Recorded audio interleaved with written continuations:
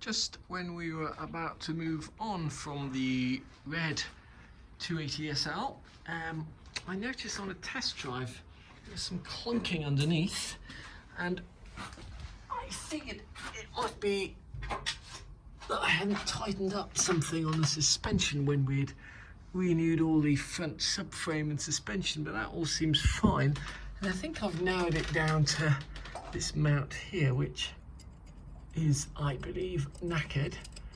And what should be a relatively simple job, having just done this on another 280 SL, is proving to be slightly more tricky. First of all, we managed to shear off one of the bolts that holds the plate on.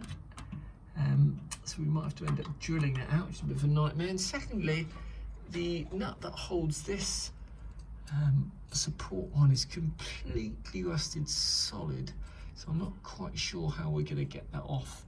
We might have to apply some heat on there or leave it overnight, definitely with some penetrating oil, and see if we can get that off to renew this. And while we're at it, we will just tidy up all of this here and tidy up the plate. The short name for this is here, it's the sort of engines or gearbox support plate. But what we'll do is our normal strip that back to bare metal, tidy that up, and then put that back on the car and repaint it. Getting this paint off with just a wire wheel and a drill is possible, but it takes an awful long time with one of these brass wire wheels. So we're just going to switch tactics to one of these spindle mounted flap wheels, which should do the job quicker.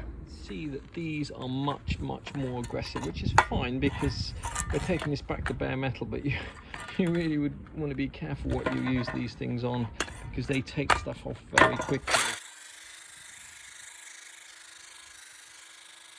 Rather annoyingly, one of those bolts snapped off in there, so we're just drilling it out, starting with a 2mm, 2.5mm, and stepping up to a 3mm. Sometimes using a impact drill will get bolts out without snapping them off, but sometimes they just snap regardless of what you do. So new set of drill bits, 2mm, 2.5 and 3mm. Bolt out, that was rusted in solid at the end there.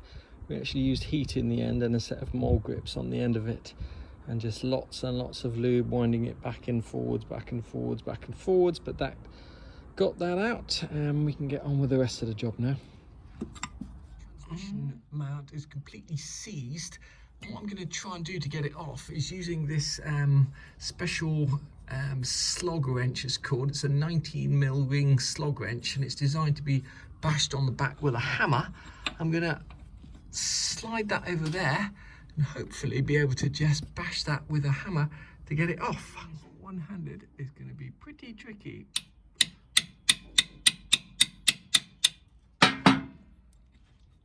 Have to do that off camera. Okay, we eventually managed to get the transmission mount off the car using this 19mm slog wrench, which fits over the end of it and allows you to basically bash the end of the spanner that was rusted solid. It's off now. The next thing we have to do is take off or take out this Allen bolt, and once again, how good you can see that there, but that's rusted solid, it's not going to come out of there. So we're just going to get a little bit of heat on there using this Vortex map torch. This has proved absolutely invaluable while we're storing this car. It's about £70 from Toolstation for one of these, but when you do get to lock nuts and bolts like that, often a bit of heat is what you need to break them. In there, rusted solid, but I think we've actually managed to break it loose using a set of mole grips and some heat on there. And we have ordered another bolt from Mercedes just in case we had to cut it, but I think we'll actually be able to get that out now. Yep, there we go, we've broken it loose. Sometimes the only way to get that bolt out is to cut it. In the event we actually got the bolt out in one piece, but if you do need to buy a new bolt, they're £1.95 plus VAT from Mercedes, and that's the part number there, 000 912 008124. The other thing you might want to consider replacing is the washer underneath this nut here. It's a special spring washer, so it's not a flat washer. It looks like it's bent initially when you take it off, but It's actually a special spring washer, so if you want to replace that, which we're planning to do, part number is 000 1370 12206, and it's 95 pence plus VAT from Mercedes.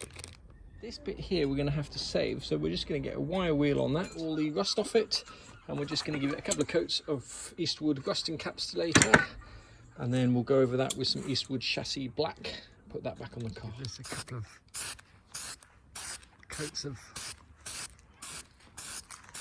Eastwood rust encapsulator as an undercoat, protect it from rusting in the future. Painting this part up in the Eastwood chassis black. It's come up nicely, and we're just going to put this back together. Now you may notice on this transmission mount that it's not symmetrical, that this comes out much further on one side than the other side, so this bit will only fit on there in one way. On the wrong way, those holes won't line up. Also replaced, or we're also going to replace, all of these bolts here. Mentioned before, we did actually manage to shear one of them in there, which is a bit of a pain to get out, and so we're going to replace them all with new stainless steel bolts. These are M8 16mm flange bolts, they're called. We got them from eBay on a place called Bolt Base. Cost us £7.30 for 30 of these, so we'll be able to do a couple of cars, place the bolts on a couple of cars that we've got. This is the part that came off the car. You can see that it's quite knackered, partially to do with the heat that we needed to use to get that nut undone, but this is the new part. Looks an awful lot better. The amount was 05651. As I say, we paid £10.50 for that delivered, which is exceptionally good value.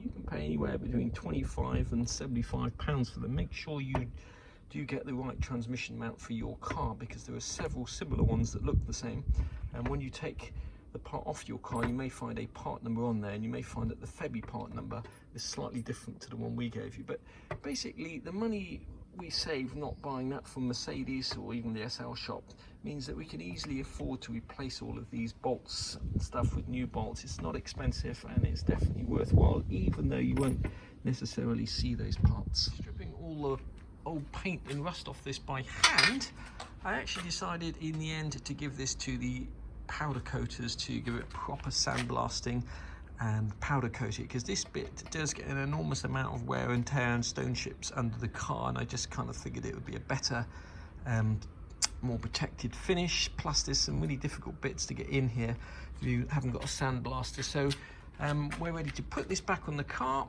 and see how that looks. The transmission mount back on. Just remember to put the spring washer on before you put the nut on, and it's an idea to make sure that these holes here are lined up before you actually put the engine plate on. It will just save you a lot of messing about. Make sure that's tightened up, and this will tighten up with a 19mm wingspan up.